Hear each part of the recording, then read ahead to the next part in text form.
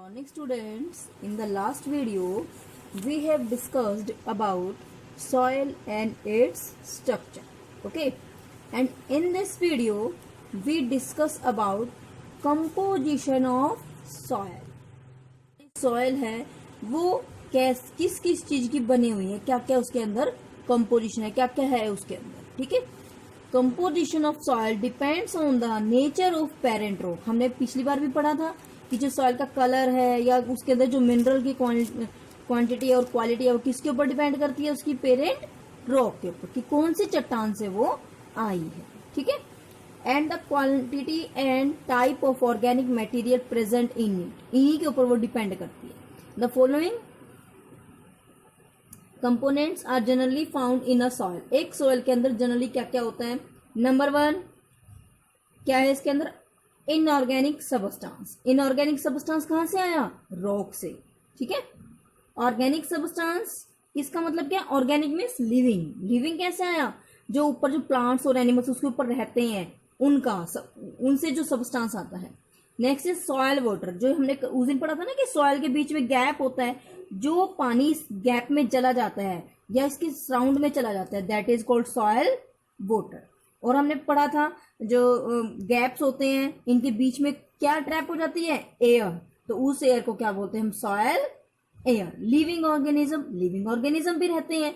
तो ये सब जो 5 कंपोनेंट्स हैं ये क्या बनाते हैं, composition of soil. Number 1 inorganic substance.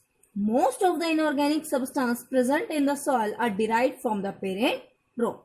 जैसे पेरेंट रॉक होगी वैसे ही उसके अंदर इनऑर्गेनिक सबस्टांस होंगे. ऑर्गेनिक मैंने बताया अभी आपको. These includes dead and decaying parts of plants, क्योंकि प्लांट्स ग्रो करते हैं सॉइल में और उनके जो डेड और डिकेइंग पार्ट्स हैं, जैसे लीव्स सूख जाती हैं, गिर जाती हैं ड्राई होके, उनकी कोई ट्विग गिर गई, तो उन सब चीजों को बोलेंगे हम organic material.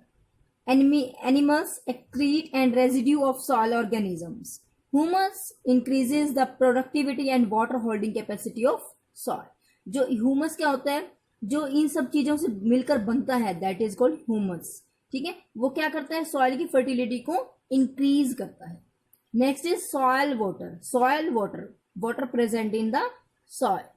It is generally present in the spaces between the soil particles. जो स्पेस है ना बीच बीच में, इसमें ट्रैप हो जाता है, वो इसमें फंस जाता है पानी. ठीक है, उसे बोलते हैं सॉइल वाटर.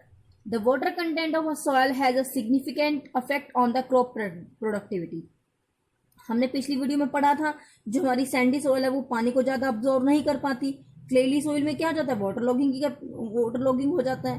तो हमने क्या पढ़ा था, जो लूमी सॉइल है वो बेस्ट है सॉइल क्रॉप प्रोडक्शन के लिए.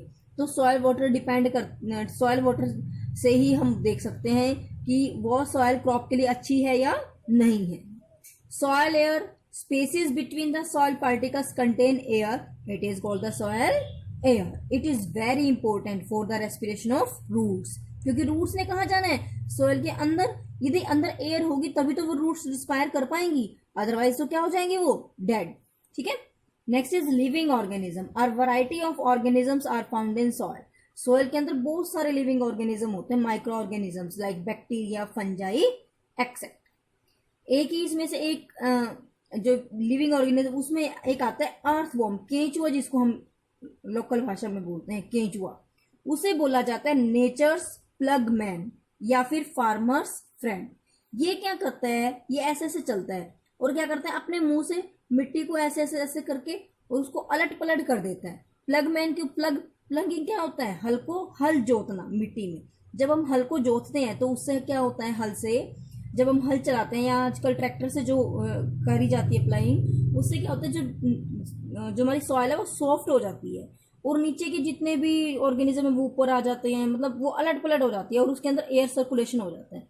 तो ये जो केंचुआ है, जो अर्थवॉर्म है, ये वही काम करता है, इसीलिए इसको फार्मर का फ्रेंड कहा जाता है. नेक्स्ट है वर्मी कंपोस्टिंग.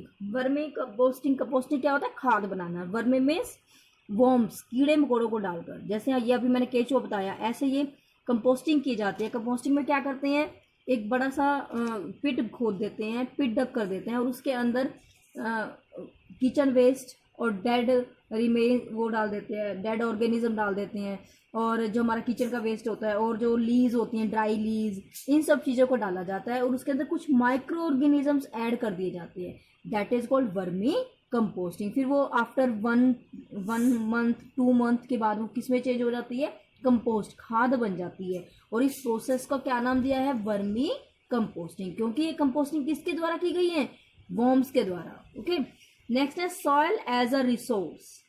सॉइल क्या है, हमारे लिए एक संसाधन है। रिसोर्स क्या होता है, संसाधन जो हमें कुछ दे। तो सॉइल हमें बहुत कुछ देती है। कैसे देती है सॉइल, सॉइल के अंदर ही प्लांट्स ग्रो करते हैं और प्लांट्स के ऊपर हम डिपेंड हैं।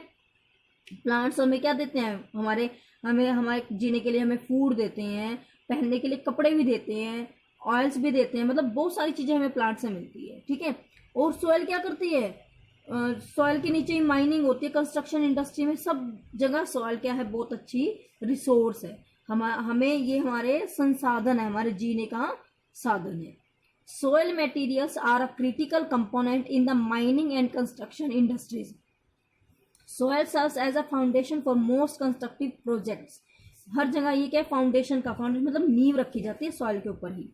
Massive volume of soil can be involved in surface mining, road building and dam construction. Soil की जो ज़्यादातर सॉइल हमने कहाँ यूज़ कर ली है, सरफेस माइनिंग में, खदानों को खोदने में, रोड बनाने में, डैम की कंस्ट्रक्शन में, इन सब में हमने सॉइल को यूज़ किया है। और sheltering is the architectural practice of using soil as external thermal mass against building walls. ठीक है, इस तरह से हम यूज़ करते हैं इसको। Soil resources are critical to the environment as well as to food and fiber production. Food हमें यहाँ से मिलता है, फाइबर हमें यहाँ से मिलते हैं।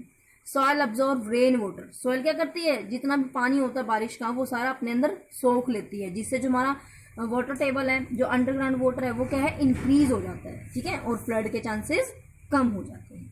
Next is soil pollution. As name indicate, pollution of soil is called soil pollution. Soil pollution कैसे होता है, जब सॉइल के अंदर कोई टॉक्सिक मटेरियल या कुछ भी अनवांटेड पार्टिकल मिल जाता है, that is called soil pollution. क्योंकि हमने तो कंपोजिशन पढ़ी है सॉइल की, यदि उसके अलावा कोई और चीज इसके अंदर मिल जाती है, that is called soil pollution. Soil pollution is defined as the buildup of persistent toxic compounds, salts, radioactive material और disease causing agents in soils. ठीक है, जब भी कोई जहरीले पदार्थ, केमिकल्स या फिर कोई रेडियो एक्टिव मटेरियल सॉइल के अंदर चला जाता है, तो उससे क्या होता है, जितने भी सॉइल के अंदर नीचे जो माइक्रो ऑर्गेनिज्म रह रहे हैं या प्लांट्स ग्रो कर रहे हैं, उनके ऊपर क्या होता है, अफेक्ट पड़ता है।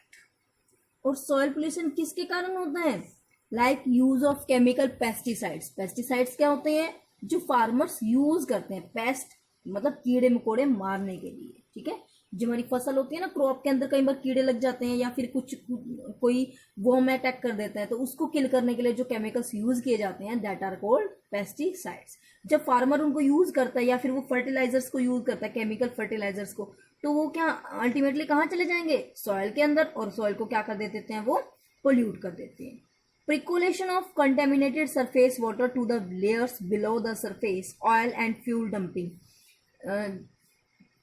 कंटेमिनेटेड सरफेस वाटर, यदि हमारा सरफेस वाटर गंदा है, ठीक है, कंटेमिनेटेड है, तो वो धीरे धीरे अंदर ही जाएगा मिट्टी के, और सॉइल के अंदर जाके वो सॉइल को क्या कर देता है, pollute.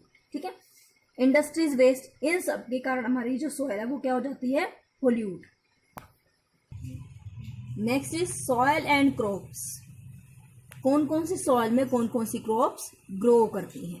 The soils in different parts of India are different due to the type of parent crop. क्या मतलब है, हम देखते हैं, आपने एसएसटी में भी अपना मैप फिल करा होगा, तो आपको पता है जो हरियाणा और यूपी है, वहां पर क्या ज्यादातर होता है, हरियाणा में क्या होता है, गेहूं, पंजाब में भी गेहूं होती है, यूपी में क्या होता है ज्यादातर, शुगर केन, गन्ना, और आपने सुना है जो असम है, असम में क्या होता है, हमारे चाय के बागान है। ठीक है, और इसी तरह जो हमारा स्पाइसेस हैं वो कहाँ होते हैं, केरला में। क्यों, due to difference of soil, क्योंकि अलग अलग जगह पर अलग अलग सॉइल है और अलग अलग टाइप्स में अलग अलग क्रॉप्स ग्रो करती है। तो इट मीन्स जो सॉइल है वो इंपॉर्टेंट रोल प्ले करती है किसमें, in the production of crops. Okay, the soils in different parts of India are different due to the type of parent, क्योंकि हर जगह अलग अलग तरह की चट्टानें मिलती है, और जिसमें जिस चीज की मटेरियल जो आयन ज्यादा होगा तो वैसी सॉइल होगी और वैसी ग्रो होगी। Other factors that affect the nature of the soil are climatic factor like temperature, light, wind, rainfall and humidity. Main तो कौन है, पेरेंट रॉक पे डिपेंड करती है, लेकिन जो सॉइल की टाइप है वो किसके ऊपर भी डिपेंड करती है, उसके अंदर ह्यूमस कितना है, कितना उसका कहाँ पर वो है, वहां का टेम्परेचर कैसा है, लाइट कैसी है, वहां पर लाइट ज्यादा पड़ती है या सनलाइट, ठीक है, लाइट का मतलब क्या है, सनलाइट, विंड कैसी हवा चलती है, ह्यूमिडिटी कैसी, ये सब फैक्टर्स हैं जो सॉइल के स्ट्रक्चर को अफेक्ट करते हैं। The type of crop that may be grown in a particular field depends on the type of soil, the soil components, the humus content and the climatic factor in the region. Cereals crops like, cereal मतलब जो हमारी फसलें होती हैं, जो खाद्यान्न फसलें होती हैं, लाइक व्हीट, गेहूं, लेग्यूम, लेग्यूम का मतलब होता है दलहन, लाइक ग्रैम जो चने होते हैं, grow well in clayey and loamy soil. तो ये किस कौन सी सॉइल में ग्रो करते हैं, क्लेली और लूमी सॉइल में। तो क्वेश्चन आता है आपके पास कि क्लेली और लूमी सॉइल में कौन ग्रो करते हैं, कौन से प्लांट्स ग्रो करते हैं, wheat and legumes. Such soil have good water retaining, अभी हमने पढ़ा था ये पिछली वीडियो में कि जो क्लेली और लूमी सॉइल है वो पानी को बहुत अच्छे से रिटेन करती है, ठीक है। पैडी, पैडी क्या होता है, धान की फसल, जिसमें से क्या निकलता है, चावल। Paddy grows well in soil that are clayey and rich in organic matter. Paddy के लिए क्या कंडीशन है, सॉइल क्लेली होनी चाहिए और ऑर्गेनिक मैटर भी उसके अंदर ज्यादा होना चाहिए, ठीक है। एबल टू रिटेन वाटर, क्योंकि जो पैडी की क्रॉप है उसको वो पानी में खड़ी होती है, पानी में जल्दी ग्रो करती है, पानी चाहिए उसको। Loamy soil that contain that drain water easily are ideal for growing pulses. Loamy soil क्या है, पानी को बड़ी जल्दी छोड़ देती है और वो किसके लिए आइडल है, आदर्श। आइडल क्या होता है, आदर्श मतलब अच्छी है, किसके लिए, पल्सेज के लिए।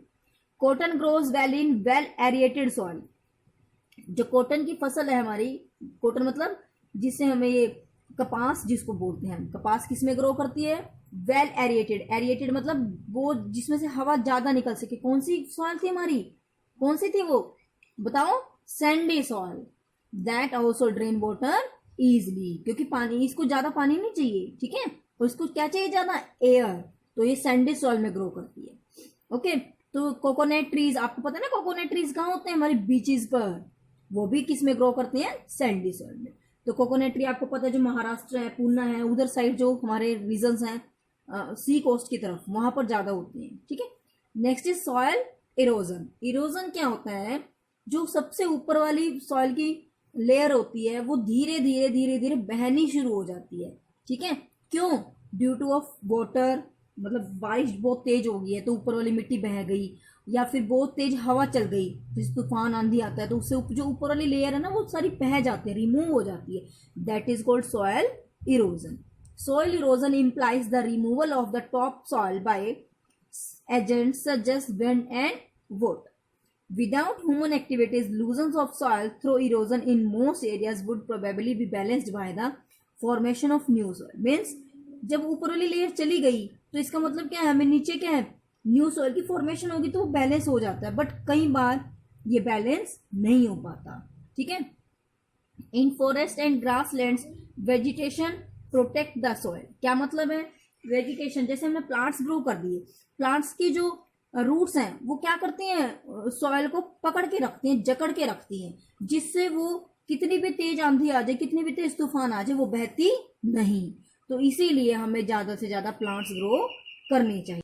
नेक्स्ट है प्रिवेंटिंग सॉइल इरोजन, मीन्स हम सॉइल इरोजन को कैसे प्रिवेंट कर सकते हैं। अभी मैंने आपको बताया कि कैसे हो सकता है, एक्सटेंसिव एफोरेस्टेशन, मीन्स ज्यादा से ज्यादा पेड़ लगाकर, ठीक है। This involves planting of trees on bare land. Bare land क्या होता है, खाली धरती। जो खाली धरती होती है मीन्स जिस पर कुछ भी नहीं है, तो वहां पर मिट्टी ज्यादा उड़ जाएगी, तो इसीलिए वहां पर हमें क्या लगाने चाहिए, plants. Avoiding over grazing. Over grazing क्या होता है, ग्रेजिंग क्या होता है, जो हमारे जंतु घूमते रहते हैं, एनिमल्स घूमते रहते हैं, वो क्या खाते हैं, घास को खा जाते हैं। यदि वो ओवर ग्रेजिंग हो जाएगी, मीन्स यदि उसी लैंड को बार बार वो खाते रहेंगे, तो वहां से क्या होती है कि सारी ग्रास वगैरह सब कुछ खत्म हो जाएगा और वहां पर क्या होगी, सोइल इरोजन ज्यादा हो जाएगी। इसीलिए ओवर ग्रेजिंग का हमें ध्यान रखना चाहिए, ठीक है। We need to remember that soil is a precious natural resource. Yes, very important. जो soil है वो precious है, बड़ी ज़्यादा कीमती है हमारे लिए और natural source है. हम नहीं बना सकते हैं soil को, ठीक है. तो हमें इसकी क्या करनी चाहिए, प्रोटेक्शन करनी चाहिए, ज़्यादा से ज़्यादा प्लांट लगाने चाहिए, ठीक है, और मिसयूज नहीं करना चाहिए.